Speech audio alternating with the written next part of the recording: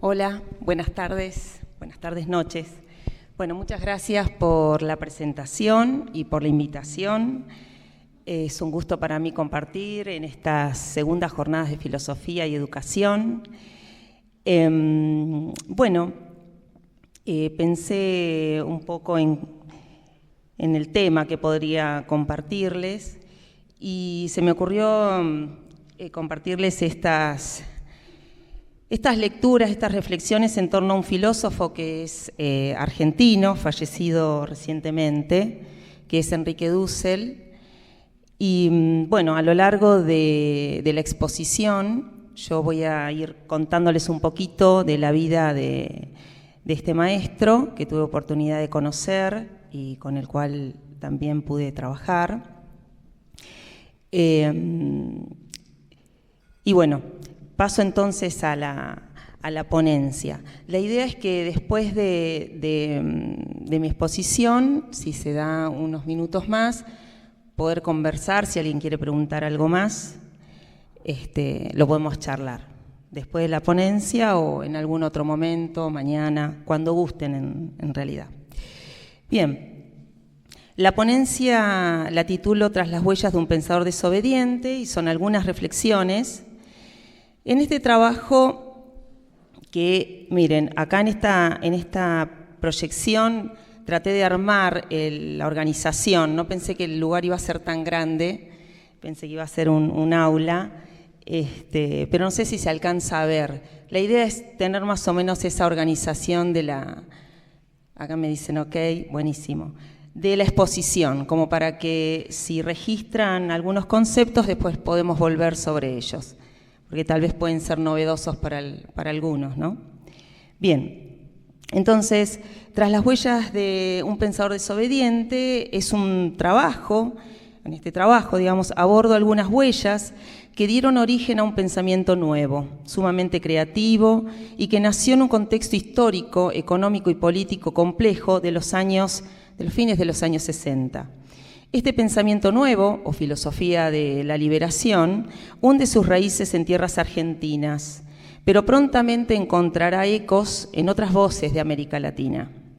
En Argentina, Enrique Dussel es considerado uno de los principales referentes de este movimiento cuyo conjunto de ideas no fue homogéneo, sino conformado por diversas perspectivas, diferentes maneras de leer la historia del pensamiento filosófico occidental desde la historia singular de América Latina. Podríamos caracterizarlo como un ejercicio de desobediencia epistémica, ya que buscó desde su origen un camino otro para pensar, sentir y vivir que no esté atado necesariamente a la civilización europea, aunque no la podamos evitar, pero ya no tomándola como guía. Esta desobediencia busca salir de la universalidad como proyecto para pensar lo propio desde las memorias, voces, cuerpos desgajados, oprimidos, excluidos y entrar en el dominio de la exterioridad como lugar epistémico que propiciará nuevos y diversos análisis. En este sentido, la filosofía de la liberación, como filosofía crítica, desborda hacia campos disciplinares como el pedagógico, el político, el económico, epistemológico, articulándolos y trascendiéndolos, siempre desde una perspectiva ética. La ética no es para el proyecto dusseliano un campo filosófico más junto a otros, sino su fundamento epistemológico. Para el campo de la ética, para el campo de todas las ciencias. La filosofía de la liberación, tal como la presenta Dussel, pone en crisis las bases de la filosofía universal occidental, que en general recibimos como formación en nuestro sistema educativo, aún en estos tiempos. ¿En qué sentido? Bueno, habitualmente, para explicar los orígenes de la filosofía, se apela a la clásica actitud de asombro del filósofo ante el mundo como punto de partida para el ejercicio del pensar filosófico. La filosofía, como la inclinación a la sabiduría, nace cuando el mundo cotidiano adquiere un carácter no familiar. lo que resulta de una suspensión de las creencias usuales que tenemos acerca del mismo. Lo familiar se vuelve extraño y el asombro brota acompañado del deseo de la verdad oculta que explica aquello que asombra. Y aquí viene la distinción. El filosofar dusseliano de liberación emana del etos de liberación, de un etos distinto, inspirado en la generación de los forjadores y perteneciendo ya a una generación jugada, se propone plantear una nueva posibilidad del pensar. El asombro no solo tiene su origen ante lo usual o ante un mundo que se aparece como extraño, sino también a partir del horror o espanto ante la negación del otro como otro. Se trata de un filosofar situado, que se origina en la reflexión acerca de los problemas de nuestra propia historia y cultura latinoamericana. Es por ello que este trabajo, inspirado en la novedad y creatividad de este pensamiento nuevo, está organizado en dos momentos que se integran y nutren recíprocamente. En el primero presento brevemente el contexto de emergencia de la filosofía de la liberación y la categoría de liberación como una puerta de acceso hacia el nuevo corpus epistémico dusseliano. En el segundo momento abordaré la categoría de exterioridad como lugar epistémico y las consecuencias epistemológicas que entraña su emergencia. En este sentido, algunos interrogantes que brotan a la luz de las lecturas dusselianas son: ¿quién es el sujeto del filosofar de la filosofía de la liberación? ¿Qué sucede cuando las pensadores, pensadoras, filósofos, filósofas se proponen conocer, comprender, explicar, validar conocimientos desde lugares y espacios colonizados, periféricos? ¿Qué consecuencias epistemológicas conlleva este desplazamiento transontológico en relación a la demarcación de las ciencias y el criterio de verdad y validez? ¿Qué implica que un filósofo o filósofa, cientista social, se atreva a producir y fundamentar conocimientos nuevos en donde no solo el acto de conocer crítico ocurre desde la razón del otro, sino que se fundamenta desde esa otra razón? En estas breves líneas y exposición no pretendo agotar respuestas a estas preguntas que planteo, simplemente las quiero compartir porque forman parte de las inquietudes que a mí me atraviesan. Como he indicado, la filosofía latinoamericana y de liberación nació en un contexto muy peculiar, a final de los 60 del siglo pasado. No se trató de un conjunto homogéneo de ideas, sino de diferentes perspectivas, es decir, con diferentes maneras de leer la historia del pensamiento filosófico occidental desde la historia singular latinoamericana. Cada miembro de este conjunto amplio y diverso enfrentó el reto de reiniciar el camino filosófico, pero ahora teniendo en cuenta a la historia y la situación explotada y vulnerada de Latinoamérica, como el punto de apoyo ético y científico para pensar radicalmente a la tradición filosófica occidental.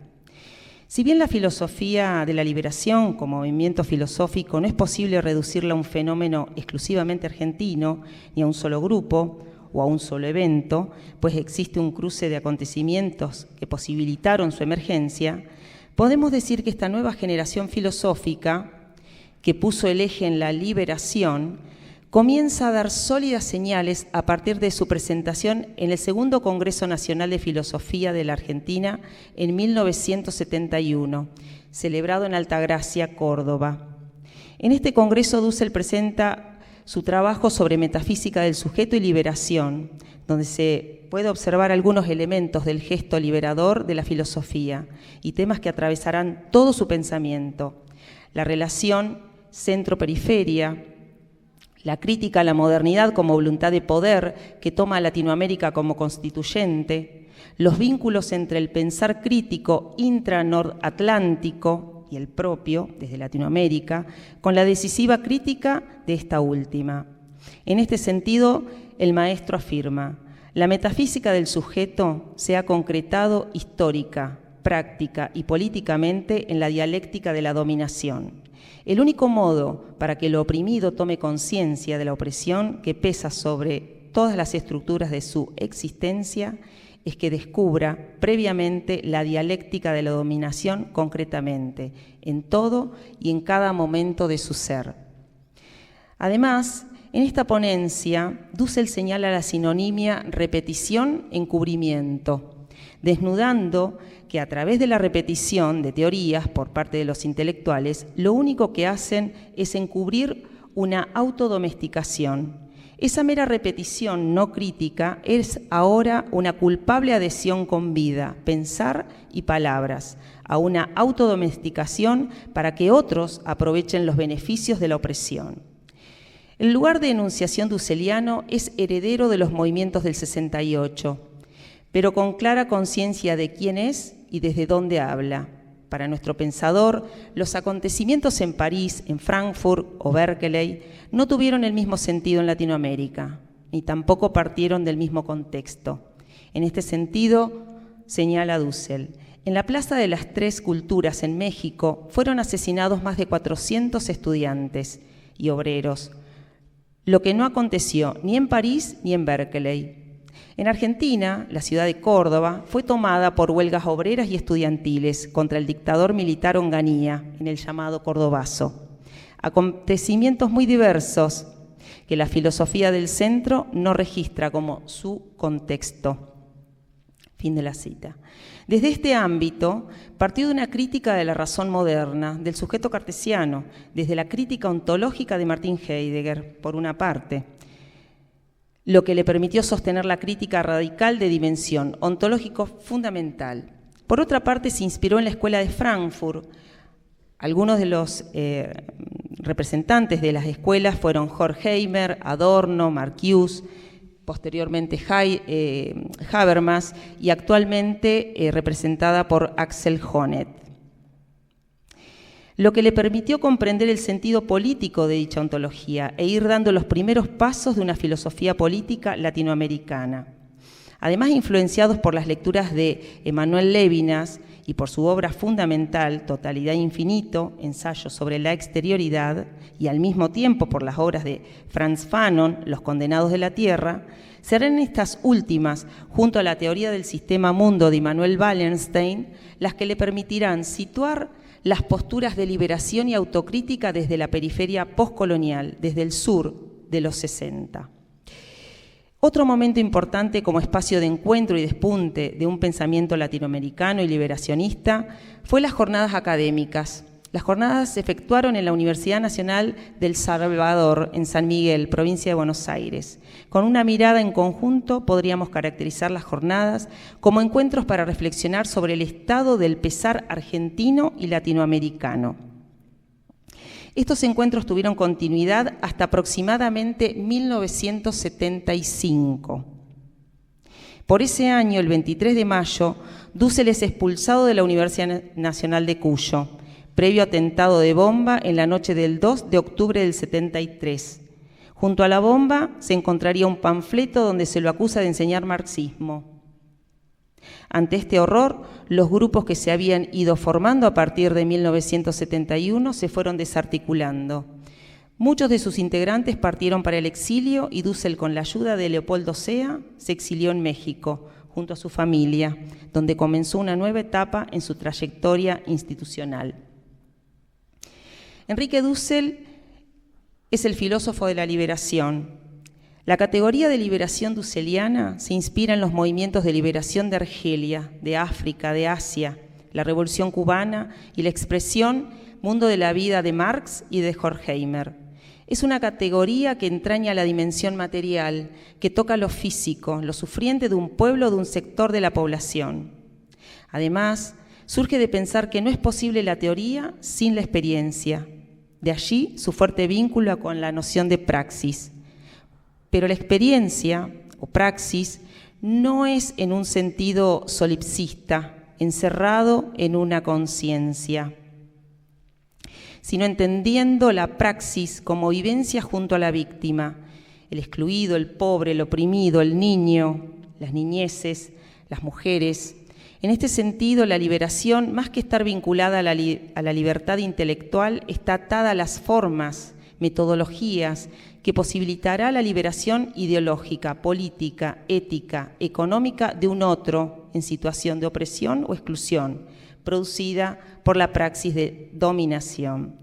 Se trata de una noción que atrapa el movimiento mismo. No es un estado alcanzable la liberación, sino que se encamina a ser un proyecto inconcluso, una tarea que nunca se presenta acabada, sino siempre por hacer. En este sentido, Dussel afirma, cito, liberación, por una parte es negación de la negación, es decir, es negación de la opresión, pero además, liberación es afirmación del sujeto que deja atrás la negación. Es positividad del orden nuevo, del hombre nuevo. Liberación incluye los momentos prerevolucionarios, la situación revolucionaria, la misma revolución y la continuación de la revolución como construcción del orden nuevo. Indica todo el proceso, no solo su ruptura. Fin de cita. Aquí podemos observar que la praxis de liberación entraña dos momentos, de ruptura y de construcción. La ruptura se da en la cotidianidad, como cuando alguien comienza a pensar lo que antes aceptaba con absoluta seguridad. En ese momento se produce una crisis existencial, en el sentido de reconocer el estado de opresión y el de ser víctima de una totalidad opresora, organizada en leyes, en una razón, en ciencias, por sujetos. Ante esta totalidad, la praxis de liberación, en su segundo momento constructivo, se erige como afirmación del sujeto que deja atrás la negación, en pos de desarticular la praxis de dominación bajo el rostro racista, machista del colonialismo.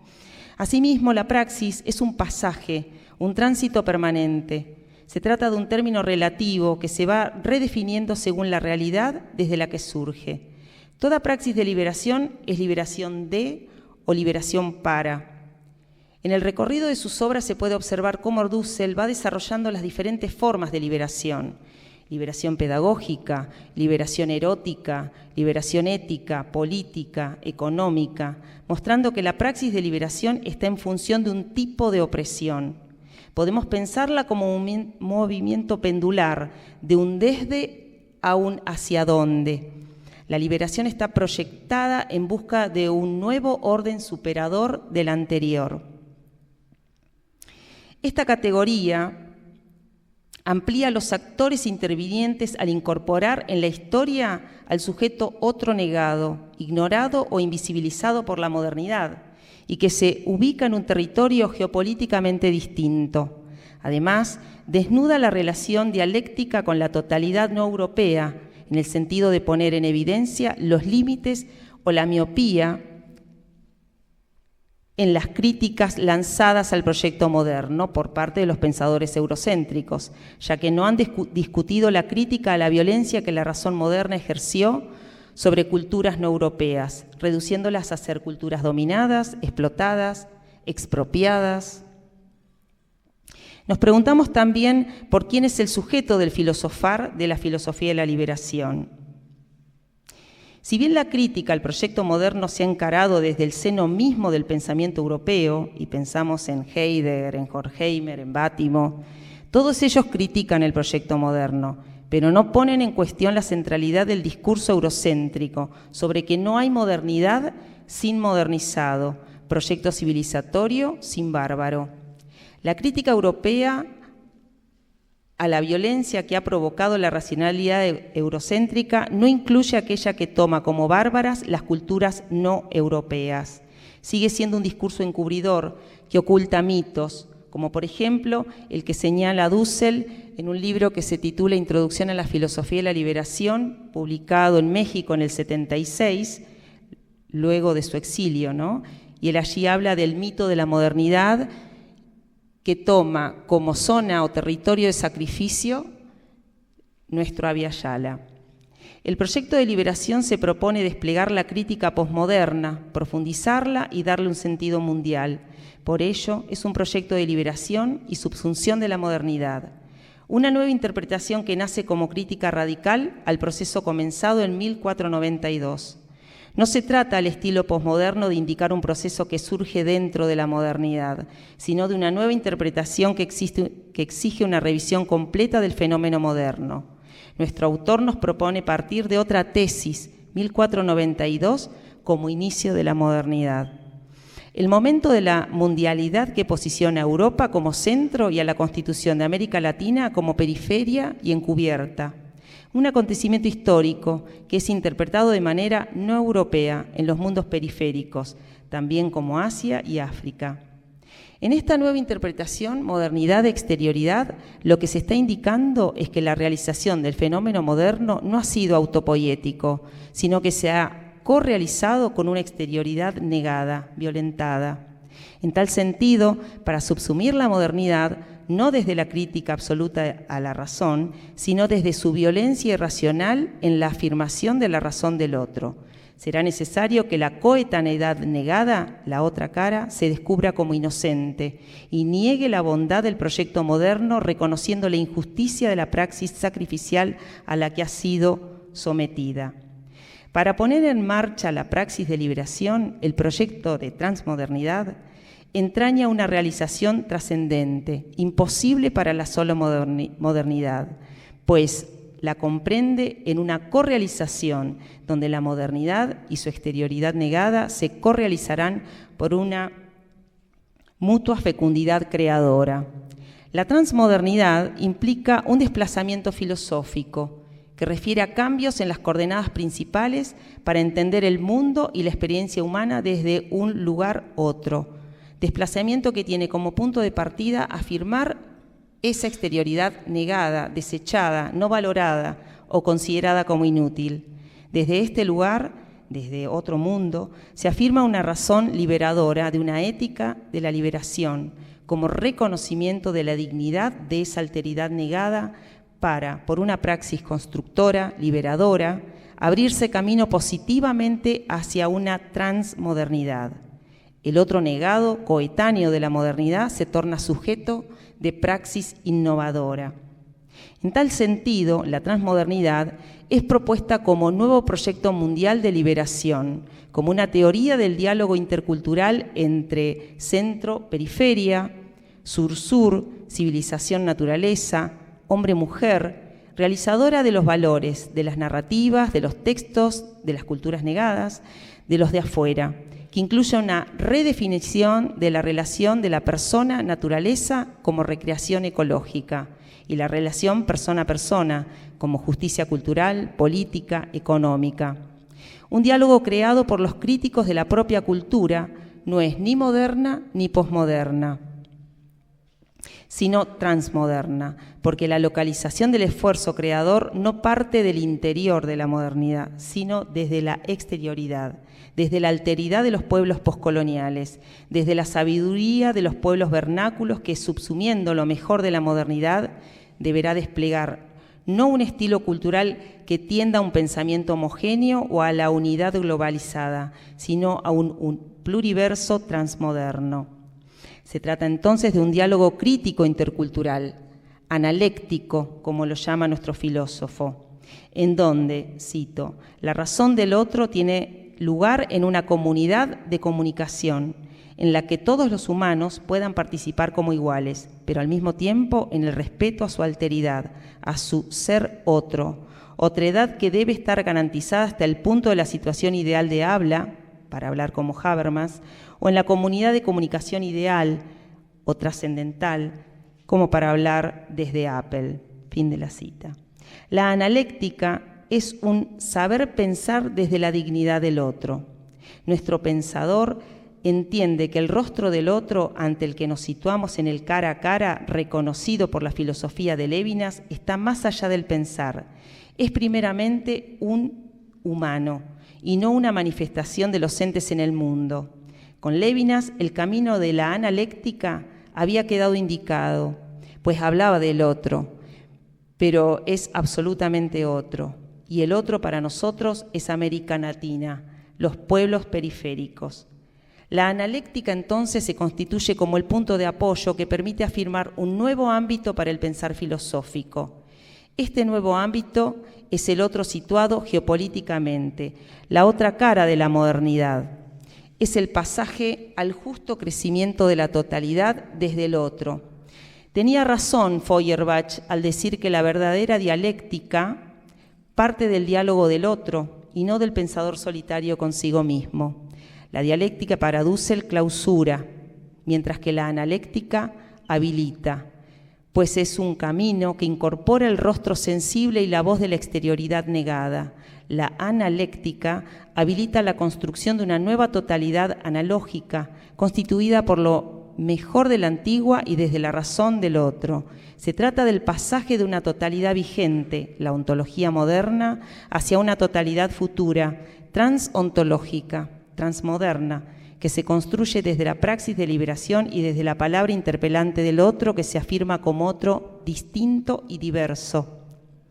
En tal sentido, con analéctica, lo que se indica es el hecho real humano por el que todo pueblo se sitúa más allá del horizonte, marco institucional o sistema normativo que funge como la totalidad. Es por ello que su logos, que viene desde más allá de mi mundo, totalidad vigente, es distinto y por tanto solo interpretable analécticamente. Más aún, ese logos, esa palabra, no puede leerse, no es un texto, ni puede contemplarse o verse, sino que se oye en la cotidianidad.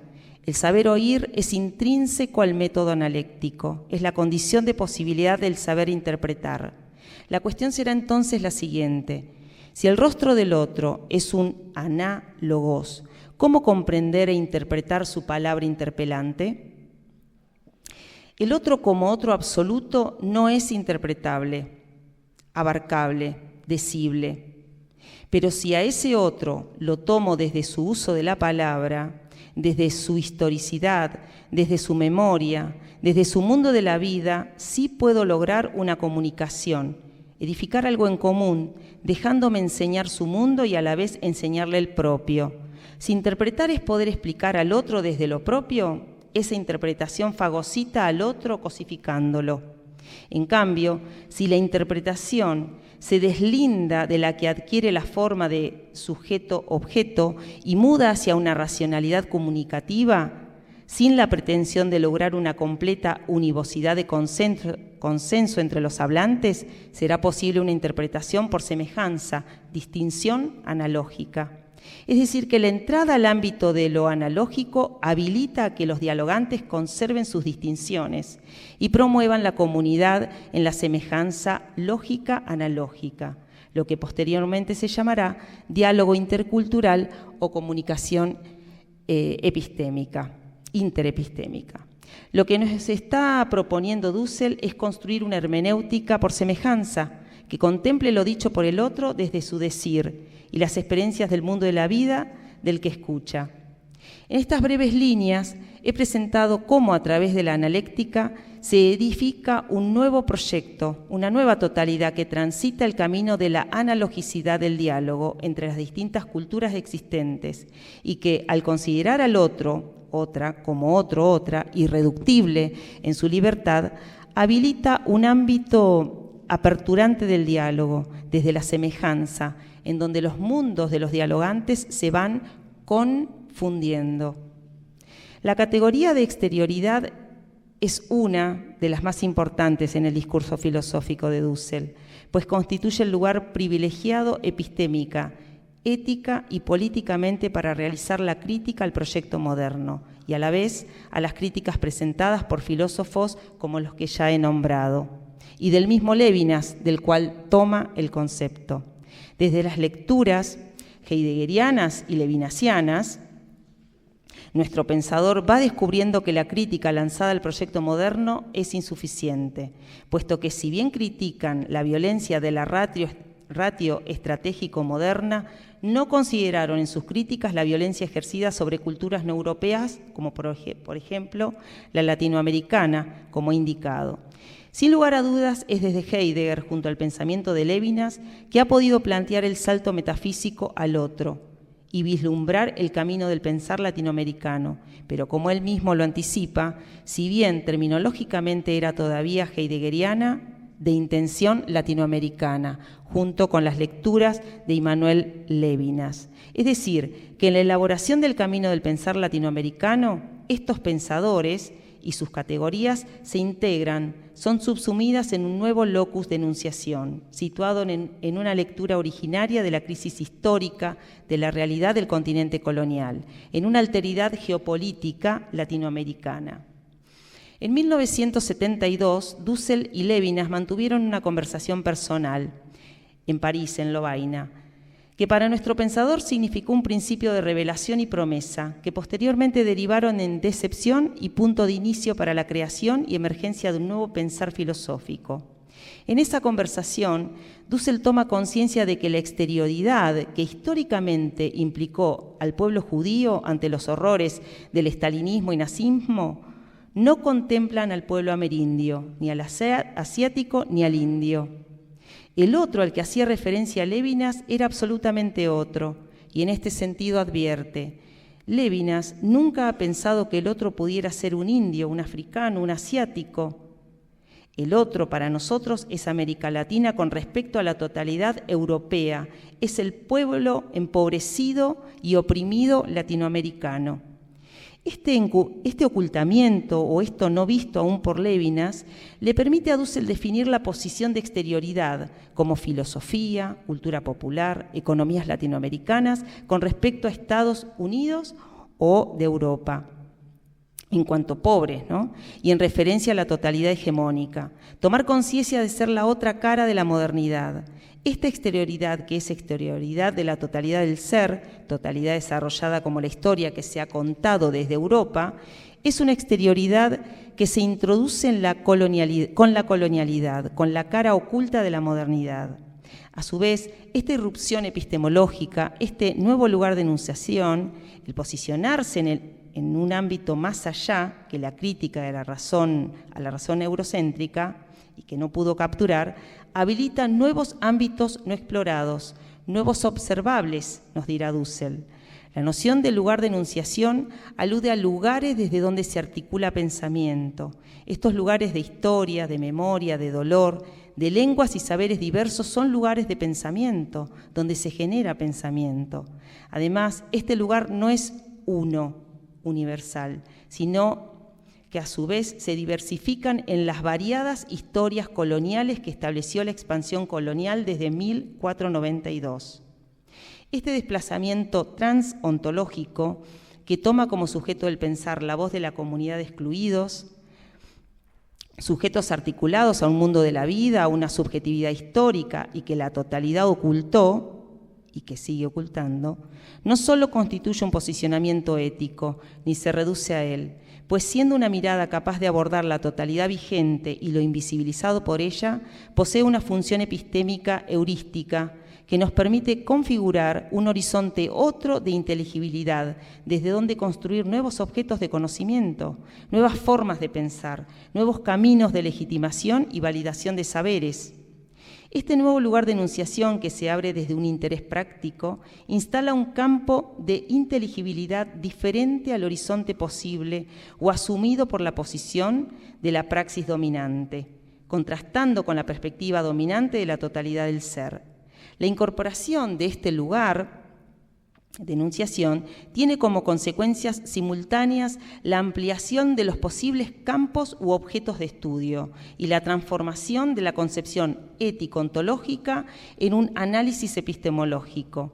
En este sentido, el autor aduce, cito, dado un sujeto cognoscente uno que efectúa una praxis de dominación sobre otro sujeto cognoscente 2, la constitución de la objetividad del objeto 1 es diversa, porque la relación de fundamentalidad práctica parte de otro horizonte de orientación interesada fundamental, que en el caso del oprimido, S2, que conoce el objeto 1, lo conoce desde una utopía de liberación, que objetualiza de otra manera al objeto conocido.